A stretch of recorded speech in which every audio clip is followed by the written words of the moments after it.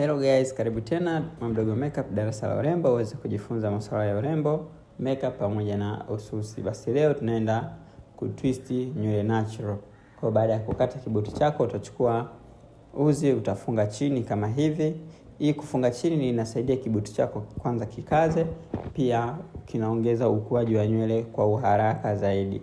Unafunga vizuri, baada ya kufunga unaweka fundo lako kama hivyo. Alafu unachukua kiwembe unakata. Baada ya kukata utagawa nywele zako ziwe mbili.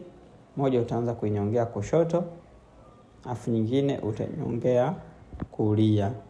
Kwa kama hivi unanyonga kushoto, unaipeleka kulia, unanyonga ya kulia, unaipeleka kushoto. Maana yake hapo nywele zinakuwa zinapishana. Unanyonga kushoto, unapeleka kulia, unanyonga kulia, unapeleka kushoto.